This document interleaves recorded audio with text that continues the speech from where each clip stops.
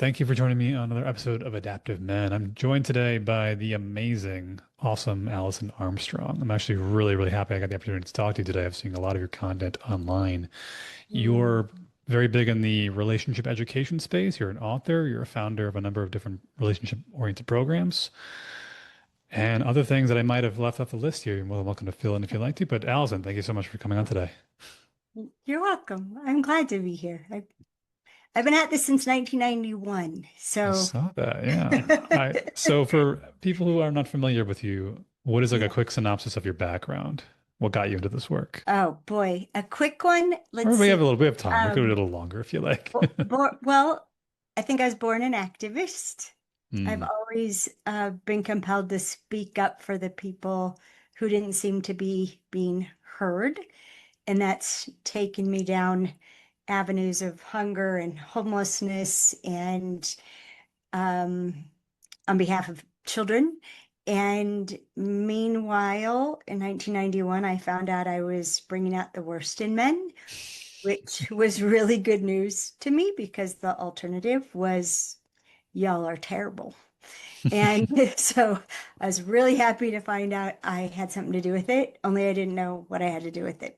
Hmm. So I had to go figure it out because I was completely normal. No, I was so normal. You couldn't distinguish me from any other woman in 1991. Hmm. And so that was the beginning of questions just being dropped in my head. The first one was, what if men are responding to women?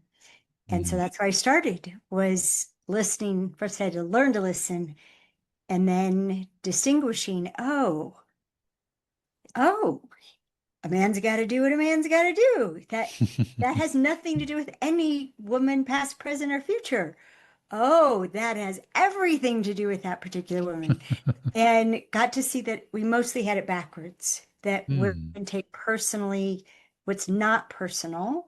Like, for example, the stages of development, if you're familiar with that, that's not Hmm. personal. Ready for commitment, ready for anything, that's not personal. Things that are personal, I'm not the right person for you. Hmm. You're not the right person for me. That's personal. And I'm not exaggerating. I thought it would take 2 to 3 months to learn everything that was worth knowing about the lesser half of the human species, the feelingless, soulless, careless. And I really did. And I've never been so happy to be wrong again Hmm. and again and again. And I think that's what it's all my students need is the willingness to be wrong and to actually delight in being wrong when what their picturing leaves them in despair, Hmm. and to find out it's not true at all. Yeah. It's myth upon myth upon myth about both men and women. So what happened was there was this, I call it the harmonic convergence, where I realized that we're never going to have the end of hunger, the end of homelessness. We're never going to be able to provide for the well-being of anyone, including children, if we kept taking out the problem solvers. Half Hmm. the species are compulsive problem solvers, and So, we yeah, that's a good and way to we put it. yes, yes. And we leave you with problems like how do you defend yourself for not loading the dishwasher right? How do you get through the door with your testicles? How do you try to answer a why question for a woman when she's sure you're giving a poor excuse for bad behavior when you're actually trying to have her understand you? Hmm. And I mean, I could go on, and I'm so sorry. Um, so what ended up, Michael, was I ended up speaking up for men. Hmm. It's just like they're the ones who can't be heard now. And this was back in the 90s, and it's worse. It's just gotten worse and worse and worse. And I'm doing my darndest on my side, and I have hundreds of thousands of converts, but it's a drop in the bucket. Yeah, Um, but the good news is every little bit makes a difference. Every absolutely. tiny, trim tab thing that someone chooses to do. Like, only ask questions that you're committed to the answer, so much so that they're worth waiting for, and you will actually stop talking. So that's how I got here. And I honestly thought I was winding down, and that all that was left to do was to write the sequel to the Queen's Code. And I feel like I feel like I found what I thought was a tunnel, and it turned out to be a cave, and the cave got bigger and bigger, and I saw more and more, and I turned on more and more lights, and Yep. I thought I was pretty much at the end of the cave, and found out y'all have a whole other cave behind. I went to it's called the Big Tent. It was a summit for people involved in men's work, which I didn't realize I'd been involved in men's work, even though I have. And being there with men who've spent 30, 40 years dedicating their life to the transformation of being a man. Mm. I mean, founders of the Mankind Project, for example, the new warrior training, like Hmm. time to upgrade being a warrior from prehistoric times, and hanging around them and finding out this whole other thing. I don't even know how many things I'm still going to find out by hanging with them, because it's like I was led into the back room Yeah. where men are doing their real work to transform their dragons. And it's not talked about amongst hardly any women because they won't get it. It's not safe. Mm. And so I think do you know that Keys the Kingdom and the Queen's Code are channeled? That Or what? they're channeled. I didn't Mm. type them. I I wrote got you. I I got didn't you. write them. I typed them. Like, Yeah. there's a screen here and it opens up and this movie plays. Yeah. And that happened with the sequel, The King's Code. Um, August of last year. And I typed the Queen's Code in 3 weeks. 96,000 words in 3 weeks. Keys the Kingdom, 46,000 words in 8 days. I mean, so I thought, okay, I'll have this done, maybe 6 weeks at the most. At 6 weeks, I still wasn't out of chapter one. And I was finally Mm. released from chapter one, like, okay, you could go on now.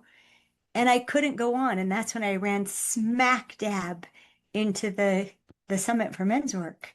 And just it was just last week when I finally went, I have more work to do on myself in understanding men. Mm. I've been at this for almost 35 years. And I have to break up myself more to be able to hear what's wanting to be shown to me. Yeah. It's very humbling, very humbling. So, but also really exciting. I love that. I love that. Like you've really taken so well to it, and it's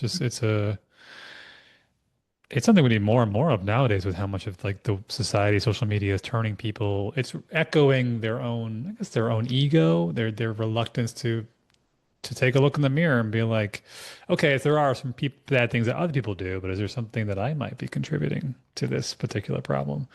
And that day when you wake up, this is what happened to me about a year and a half ago when I had my most recent relationship ended, but it was like deja vu.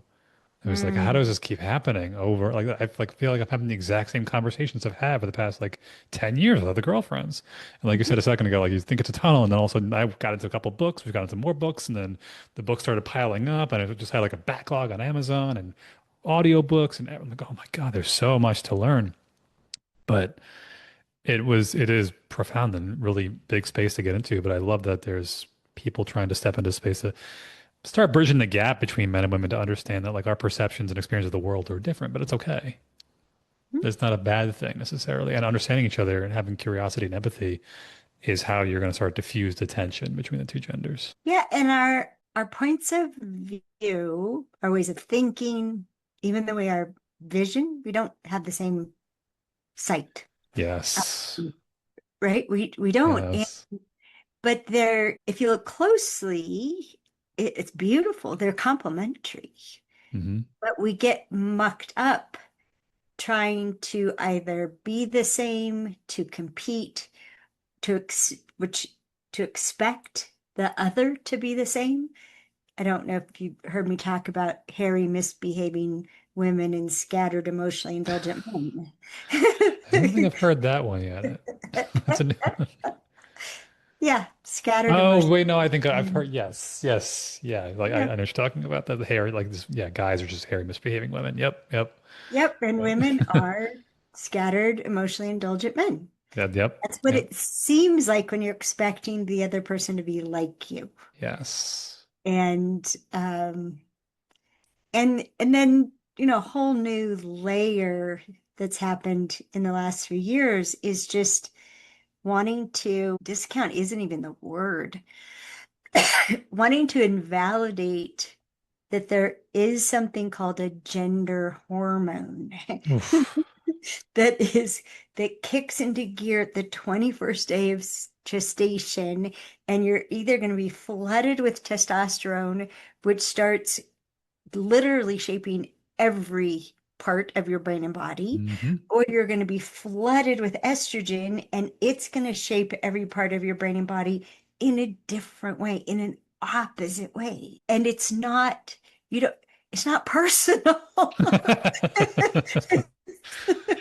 This isn't something to take personal. This is like, okay, Yes. how does this car work? Hmm. Right? Oh, this isn't a car, this is a motorcycle. We got to do something. Oh, this isn't a mechanical. Oh, this is a horse. It's not mechanical, it's a being. Oh, it's not a dog, it's a cat. Like being curious. Curious is one of my favorite words. Hmm. It's one of my love languages. It's from the Greek that means to care.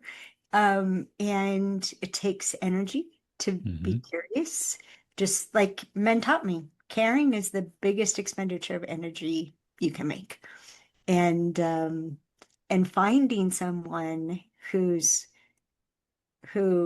inspires that caring and then is respectful, honoring of the caring, what a huge expenditure that is.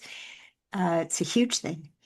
But yeah, so where do you want to go? I can follow you wherever you want to go. I can go macro, micro, prehistoric, spiritual. Goodness. That's become the overwhelming amount is how much when you start digging into this work, you start to think, oh, it all started 10 years ago. Oh, wait, no, 50, 100 years ago, 1,000 years ago, 2 million years ago. When did this all start? Holy crap. And you can drill down to something super specific like, oh, on the individual level, men might do this, women might do, and then also on the population level, and then cultural level, and societal level. And it's like, oh, like, it goes everywhere. It's crazy. I've had the same problem of just getting drunk on information and trying to then consolidate it into like something kind of narrative. I can just be like, okay, someone's like, why are men and women hating each other days? Like, how many hours do you have to talk? This is going to be a while to go into. But Well, my drill down has been different. Mine was men and women, mhm, and masculine and feminine, and then hunting hunting mode that's consistent with hunters and gatherers, right? Hunting yeah. mode and gathering mode. And then finding out how many women are spending more time hunting than gathering. Okay, so now a spectrum, a committed state of mind to an open state of mind, completely committed to completely open and everywhere in between. And then even then to herd and pack instincts, which Mm, we are both predator and prey. So, yes. and we have the instincts that go with both herd and pack. So, like this, like outlandish, overwhelming concern with status, that's herd and pack, right? And then even going beneath herd and pack and finding out that the way that you and I instantaneously respond to each other is derived from an immune system differentiation. Are you me or not me? And we share that with bacteria. We share that with the pine tree outside my window. We share that with a Hmm. chipmunk. Are you me? Not me. Me? Yeah. Not me. Yep. And everything that goes with that, all these things that we think we can count on if you're enough like me. So then it leads to a ton of expectations Hmm. without being verified. And then you've broken my trust, right? But everywhere from chemistry to prejudice to fear to hate to I must be able to trust you because we're so deeply connected. Hmm. Um, I must be able to trust you to do everything I expect you to do. Hmm. Recipe for disaster. Yeah, so my drilling down has, yeah, Yeah. been from, isn't this just all cultural? No. Nature, nurture. Yeah, it's so hard for it's a tough it's almost I say it's not a paradox. It's a tough thing for people to grasp the idea that they intertwine pretty heavily. That nature will in fact affect culture and culture can affect nature and back and forth. And I think ultimately we get to this point where men and women are basically saying like, well, what do you want in the long run? Well, just happy, healthy relationships. And then what kind of work are you willing to do to get there? What kind of sacrifices are you willing to make, both with, your time and energy and your ability to let down your own guard to understand somebody who is just on some levels wildly different than you, that sees the world in a completely different way that you do. And Mhm. it can be so quick and easy for people to just men and women, men to look at women and go, women are all just this way, the men are all just this way. And it's like, well, have you looked at what the underlying reasons are for what's pushing them in those directions? And can you empathize as to why they might be that way, rather Right. than just attacking them and putting them in a box and pushing them away? Well, yes, I agree with all that. And then what seems to be the ultimate challenge is can you honor that which is real for somebody else Mm, when you don't understand it? yeah, yeah. I mean, I've poured a jillion hours into understanding, and we have over 100 hours of content on video about understanding men and women and sex and intimacy and love and commitment. But ultimately, can you honor someone else? Can you honor yourself? Even when you don't understand, you can't answer why. You just know it's so. Yeah. Can you honor yourself? Can you honor the other person? Okay, that's true for them. All right, I'm getting behind it. I don't understand why it's true for them. But I came to the conclusion that if we're only willing to meet another person's needs that we understand, that's not honoring. Mm, that's a good point.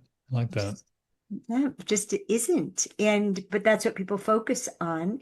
And I've helped a lot of people by like women understanding that interrupting a man, not only are you diminishing his ability to produce results, but you've already disrupted the sense of peace that single focus gives Hmm.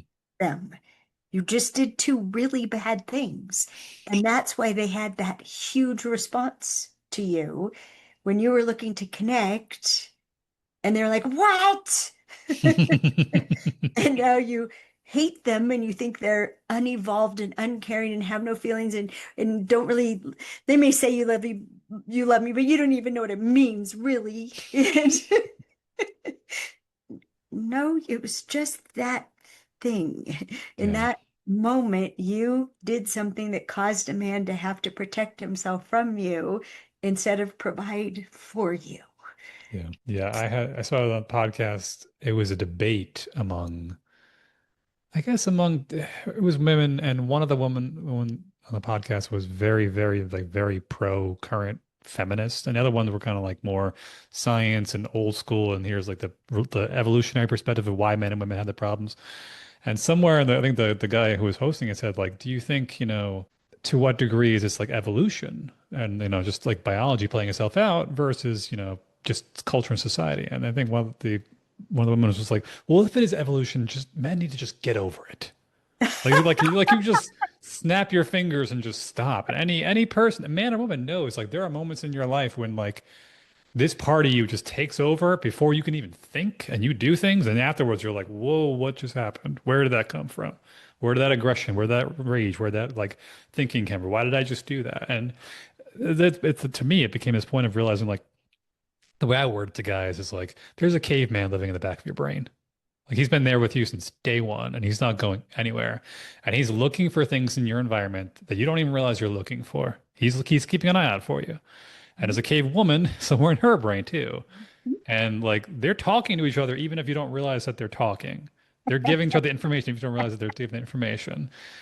And sometimes they're going to say words in a language that makes no sense to you, but just trust that like they have their intentions and they're not doing it maliciously. It's not always out to try to get them. It's meant to just be like there's just something going on and it's okay to trust that intuition or trust those feelings or learn to just communicate with him in certain ways. But yeah, like people say, like, just turn it off. Just use men need to do women need to do this. And it's like to a point.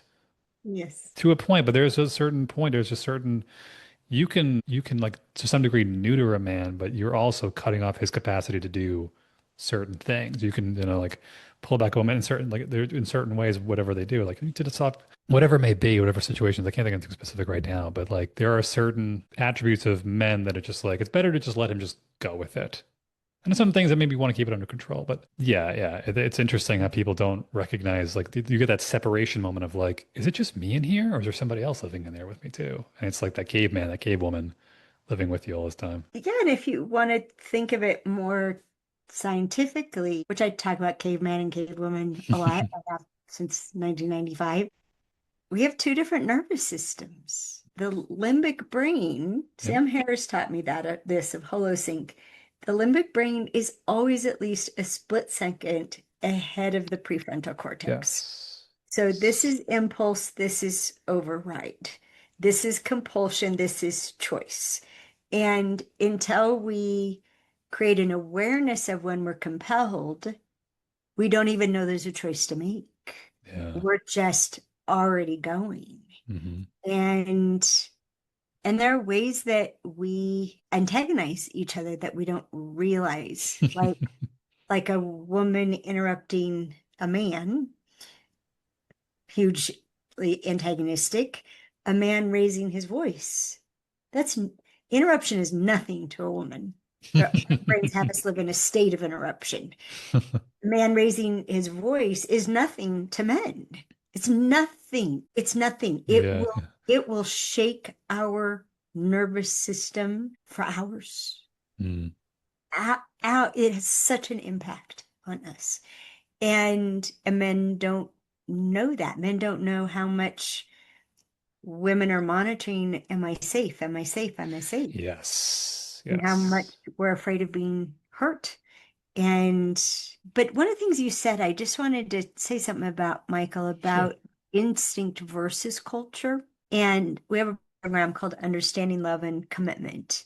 Part of that program is me distinguishing the fantasies and illusions that we have about coupling, about marriage. And near as I can tell, it's not instinct or culture. It's instinct, then culture. So cultures, since instinct is all about survival, cultures then take those compulsions and they formalize them, ritualize them, Mm. normalize them, model them. And which is how we really learn is by what's been modeled for Yeah. us. And so if a culture is counter instinctual, it will die out. It's got to be survive, and it's got to be watch for those threats and opportunities, but then look more deeply and bring some conscious choice to it instead of just running or jumping, in one direction or the other. Yeah. And most of my work is having people become aware, like usually it starts after the fact, and then it starts like when it's arising, and then it'll end up being like right in the middle of it. Oh my gosh, I'm gonna ruin everything right now. Time out. Yeah. Time out. Okay. Right. The compulsion to take a deep breath. That's how we shift from sympathetic to parasympathetic. Hmm. And we're anytime I calm down, try to calm down without taking a deep breath. we'd have to hold our breath to not take a deep breath. It's Yeah. so like the neural pathways are there for switching tracks. Yeah. They're built in for switching tracks. And the more and more we catch it, nope, not that way. Oh, I was just about to walk into his office. Do I really need this right now? Do I, if he were meditating, would I walk in and ask him about this? No, I wouldn't. Oh, he is. He's meditating on the result he's producing. Okay, okay. Write it down. Ask him later. Yeah. Just the ability to do that, it can change everything. Yeah. Yeah. That's an interesting point that culture was a counter instinctual. I like that. Yeah, if That it's it, counter-instinctual, it will die out. It will be a culture that is not here anymore. They've they've got to be aligned. But if it's just instinct, destruction, yeah, ay, ay, ay. yeah. Like creating a cult, encouraging a culture that works to the natural strengths of those instincts rather than trying to fight it. I think that's what we're seeing a lot nowadays, of people trying to dismantle any degree of a sense of like masculinity and femininity in terms of, biological differences and gender differences. Saying like, no, the way I thought of this was like, it's like people are trying to drill down to like the core of society to prove that it's like, it's malleable all the way down to the very core. We can change it as we want to. But inevitably they hit this layer called biology. And then it's like a giant, like a trampoline, and they try to drill it, and the harder down you push, the harder back it just shoots right back up again. I did an Instagram live on when does gender matter? Hmm. And it's been interesting. I mean, I was born in 1960, so I was at the collision of feminism and Barbie dolls. And and what I got out of it, my mother clearly demonstrated it, was um, as a woman, you have to have a man. You have to. So get one, keep him, do everything you can to get him to act right according to a woman's standards, but don't ever need him. Hmm. Do not ever need him for anything.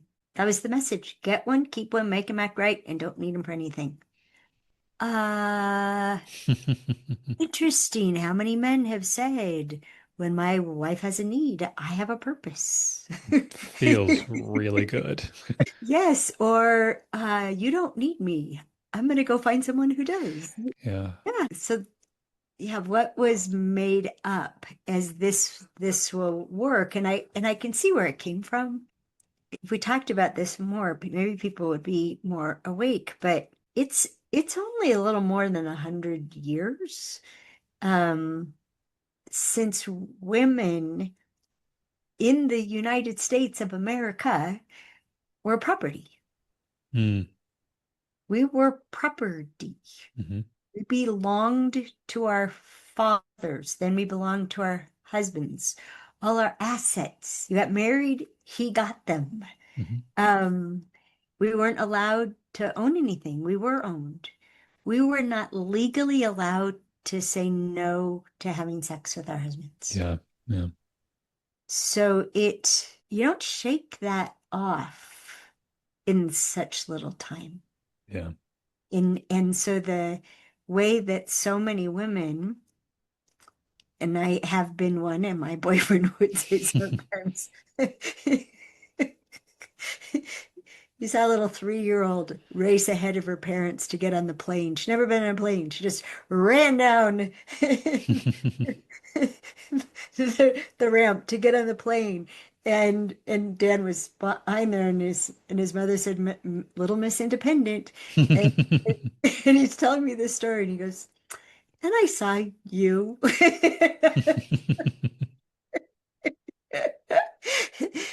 But there's a reason why we're terrified of giving up our independence. Because Hmm. we've done it, and oh my gosh, men do this too. We give up the right to seek what we need to someone, to a commitment to someone who hasn't promised to give us what we need, who hasn't Mm. demonstrated that they can and will give us what they need. But we take these vows that say, I will not get what I need from anybody else. Hmm. But we don't understand it's a deal, right? I Yeah. I tell women and men all this time, do not create a conflict between integrity and need. Mm. Do not. Need will win. It may take 30 years for need to win, but it will win no matter what someone has sworn to do. And women keep, because the instinct to couple, to hole up in a cave together and stay safe from the tiger is so strong, much stronger in women than in men, that we keep committing to someone who isn't giving us what we need. Mm. And so when a woman comes out of that kind of relationship, they don't want to ever give up their independence again, ever give up the right to go get what they need from wherever they can get it. Hmm. And and then that displaces the possibility of partnership, especially because most people are not competent at communicating what they need in a way Oof. that the other person can get it, Yeah. can see, literally see what's in it for them. Yeah. Oh, if you slept in another 15 minutes every morning, you would be patient instead of crabbing at me. Yeah, it's a 15-minute difference, honey. That's where the patience shows up, is in that last 15 minutes. And I keep getting woken up before my patience failed, and you wonder why I run out of it at 10 a.m. I mean, it was the best thing I taught my kids. I I heard my son outside the door. I think they must have been like 7 and 2 or something, maybe 8 and 3. And I heard this, shh, if we wait till it's a 7, she'll be patient.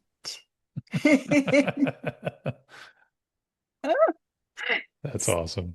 Yeah, it was great that I learned that about myself. It was great that I taught them about it. And then they started protecting it, because who did they want? They wanted patient mom, Yeah. right? Yeah. That's great. So changing subjects a little bit, I know one of the themes I came across in your work I thought was hilarious, just the wording of it. But I think it makes a lot of sense for men to men have their own things to work on, but find making sure you're with a partner that brings out the best in you, and women as well. But you coined a term, frog farming. I I love did. this term. I didn't coin it Or actually. you? Okay, okay. Yeah, his name is Herb Tanzer. I actually don't know if he's still alive. February 1991, a colleague of mine in a what was then an EST seminar, now Landmark, um, asked, why is it that men are wonderful in the beginning and they take you to romantic places and they give you romantic gifts and they listen to you talk about your pets and your family as if they care. And then after a few weeks or a few months, they turn into sports watching, pizza eating, beer belching couch slugs. Why is that? But you gotta picture red hair, frosted pink lipstick, Texas accent, totally leading with sexuality, her posture, her dress, Hmm. everything. Um, I mean, a really neat woman, sometimes interesting woman, but she told me she was really short of money. And I said, do you want to borrow some? And she said, no, I'll just date. And I was like, date? She was like, yeah, I just have a date. Breakfast, lunch, and dinner. I just have a date. Oh, so Herb Tanzer was the trainer, and she said that only way more biting than I can put into myself right now. And he strolled down the aisle and he checked her out, intentionally aggravating that thing that she was aggravating, and said, "Oh, I see, you're a frog farmer." And he made her ask for it. Um, all right, all right, all right. What's a frog farmer? And he said, some women turn frogs into princes. You turned princes into frogs. And my life flashed before me, and that was where it all began. Like, oh Yeah. my gosh, I'm bringing out the worst in men. I don't know how. I'm gonna find out so I can stop. 6 months later, the only person whose life I wanted, her name is Ellen Hurst, the only person. She had the marriage, the children, the home, the stature in the community, the power to make some things happen. Her husband was still courting her. It was 13 years in, and he's still courting her. And she was the one who called me up and pointed out every way she had seen me emasculate men, Mm. knew that I had because she saw the result of a man who was crushed, who was deflated, who was diminished.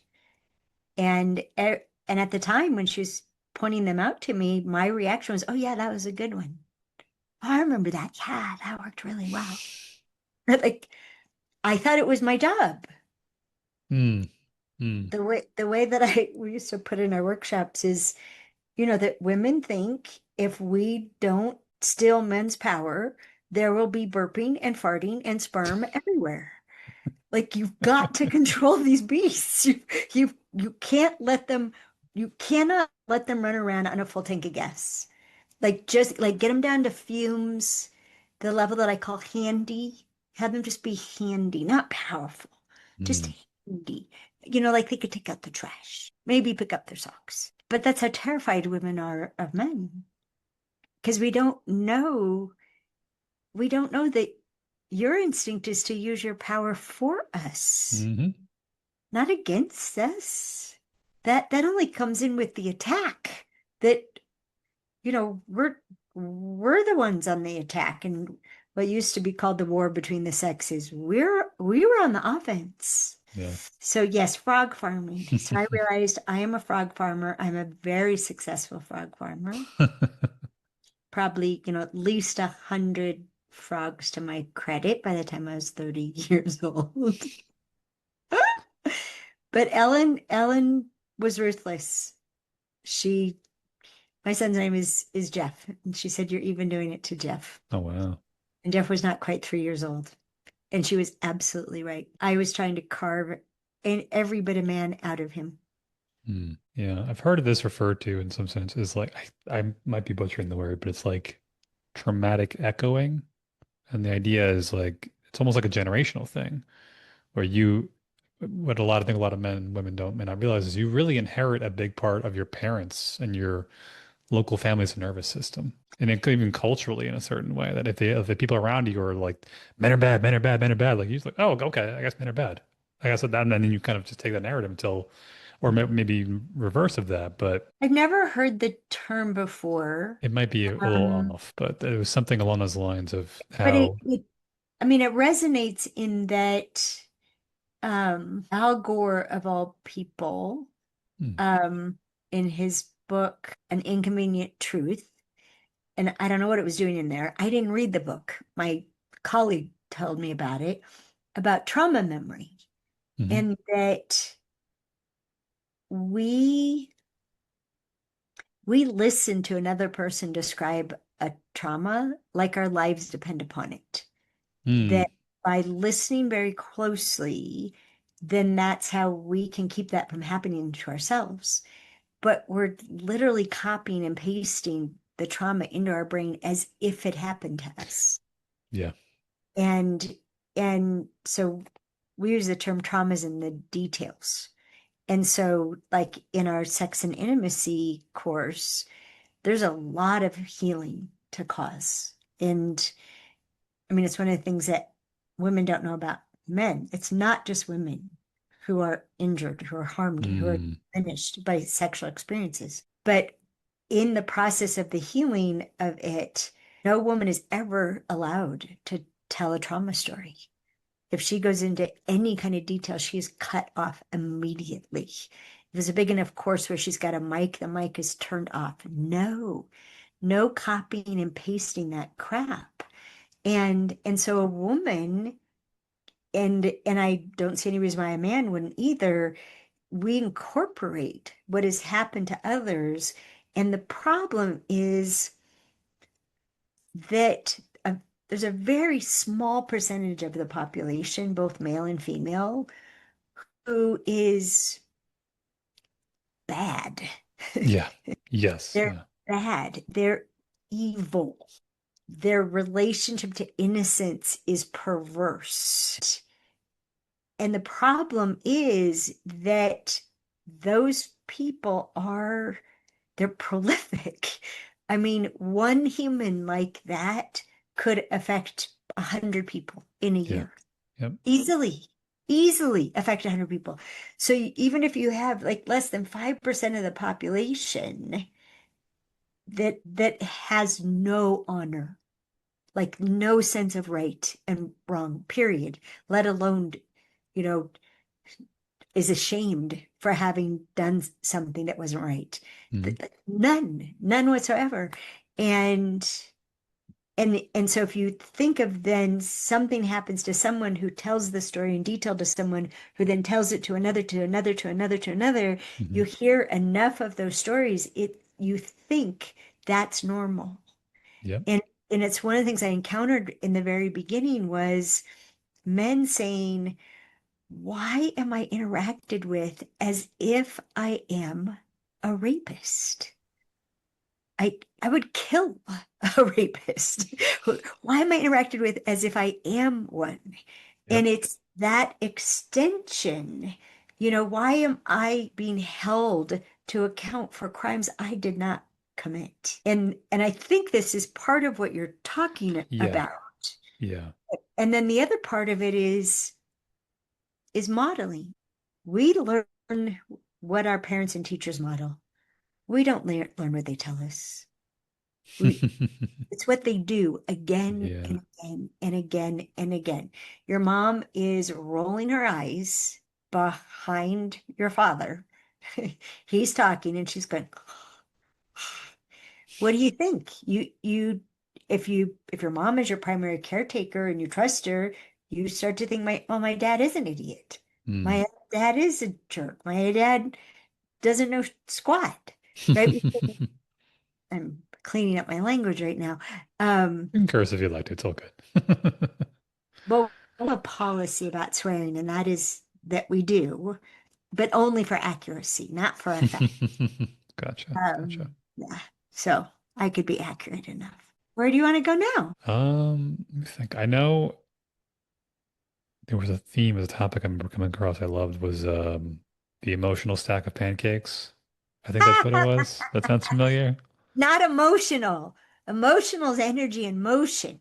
Goes Feelings? with all those sensations. Yes, feelings. Yes, yes, yes. Women never say. I just started saying, I'd only discovered this a few months ago. After Mm. all this time, like, wow, women never say you hurt my feeling. And then when we ask women, where do you feel joy? Here. Where do you feel sadness? Here. Where do you feel despair? Here. Where do you feel happiness? Here. Where do you feel compassion? Here. Where do you feel here? And then I'm like, oh, it's a stack of pancakes. And that's why you say you hurt my feelings, because it feels like you stabbed your fork all the way through the stack of pancakes.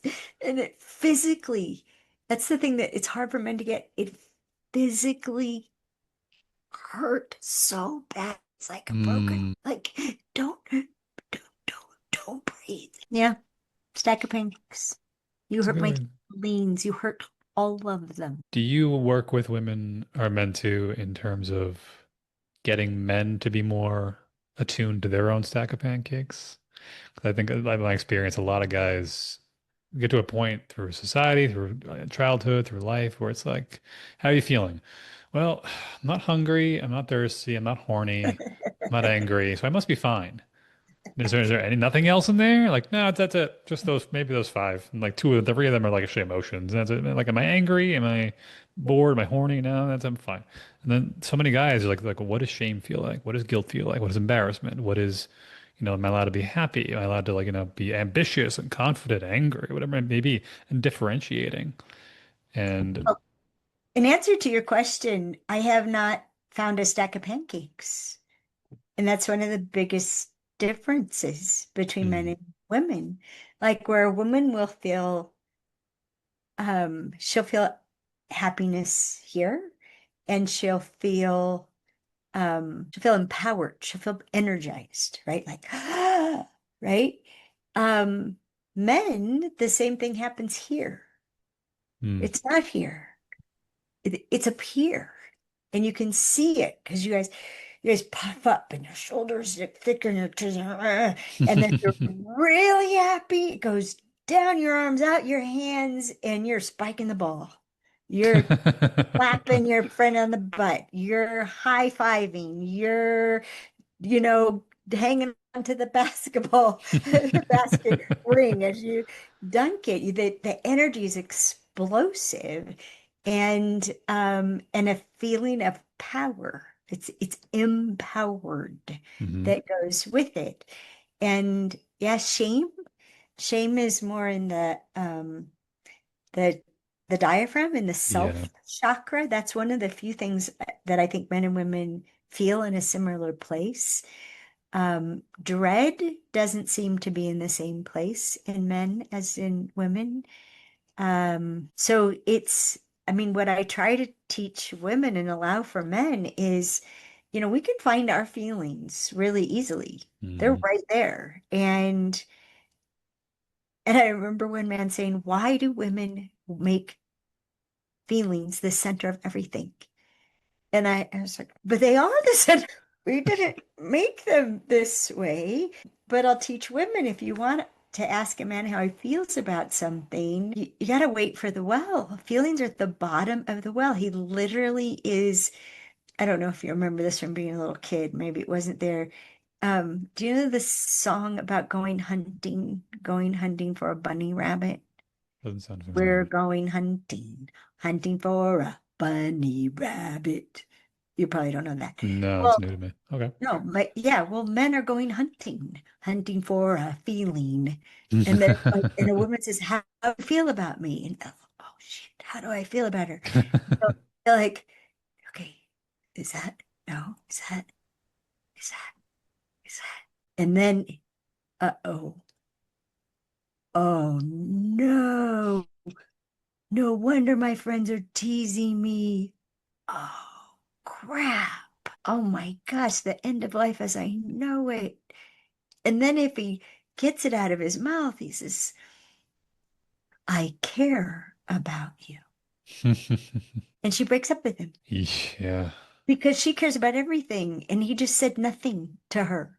Like, "Oh, you care about me. Okay, well, then we should break up." What? Well, you only care about me. And in Sync with Opposite Sex, which we recorded in the early 2000s, it's still like in the top like 12% of sales on Audible. It's so funny. And and it is funny. I mean, when I listened to it, I was like, where does she get that timing? But someone, we're talking about caring, and this woman shouted out, "Why can't you just say I love you?" And this other man shouted back, "Because caring is more." I was Mm. like, Oh yeah, okay, yeah. man, to the mic, to come talk to me about caring. And they started saying what caring means. Caring means that my life is organized around you. Caring means I would die for you and I would live for you. Caring means I thinking about you all the time. Caring means uh, like, and they went on and on and on. I was like, oh my gosh. So he finds a feeling. The feeling has now doomed him. I mean, this happened to my son-in-law when he met my daughter. And I found out, but he thought, oh shit, I could really care about this girl. That was the end of his free week. He started making a whole other set of plans in little less than a year. He asked her to marry him when no, that was supposed to be years off. Hmm. And I just got back last night from visiting my grandson. But women don't know this. This is funny. And we started there. Women don't know that to care is the biggest expenditure of energy a man can make. And it's actually something you guys are smart about. Like we learn from men to care less about the socks on the floor, care less about the dishwasher being loaded in a particular way, care less about every pillow being straightened before you go to bed. Just go to bed. You're exhausted. And and and even you guys talk about impulse override. You guys it was such a revelation in my life. You guys choose, right? Choice, prefrontal, to not care. And I didn't find this out till I was on bioidentical testosterone. So this is about 15 years ago or so. And I guess it's a little less than that, maybe 10. Yeah. And someone asked me, what kind of paper did I want used in the bags at the gift shop? And I started to think about it. And I had this pain in my stomach. It was about the size of two peanuts in Yeah. a shell. I had a pain. It went like it told me it would cost me that much energy to care about the bag. And I no, I don't care. I won't care. I refuse to. And we think you're too stupid to know you should care. Hmm. No, you're actually choosing what you care about and don't care about. No, I don't care about that. I'm not going to care about that. That's powerful. We don't appear to have choice about what we care about everything No wrapped problem. up. Yeah. Yes, yes, yes. You know, it was funny. Just one thing about the caring thing. I remember Yes. a while back. I can remember a handful of times in my life when a girl told me, in a relationship, she loved me. But then, Mm, like, I had one time we were in this New York City. We were going to like a restaurant that we liked, and it was like option A was busy street, but it was much longer, and option B was like between shady buildings with some maybe shady characters there. Early on in yes. the relationship, and I start walking towards the narrow path, the short path, the shady guys, which we always go during the daytime, but it was nighttime. And she starts pulling me towards the long street. And I'm like, where are you going? I thought we go this way. And she go, oh, like well, if you want to go this way, like that's fine. I'll follow you. I trust you. And I'm like, just like the protector of me, like the ancestors were just so proud of what I did. And that moment was like worth 10,000 I love yous of like, oh, Yeah. you care enough. I trust you to take care of me. Yes. And it's such a funny little thing there. But I know we got to wrap up on time here. But thank you so much for this tonight today. It's I really not funny, appreciate it's it. beautiful. Thank Yeah. you so much for sharing that. Yes, I trust you. Hmm. Trust you to take care of me. Yes, Well, yes. I mean, because men don't trust feelings, right? That's yeah. And most people don't regard love as a verb. They think it's just a feeling that Hmm. comes and goes. Whereas trust you, wow, I trust you.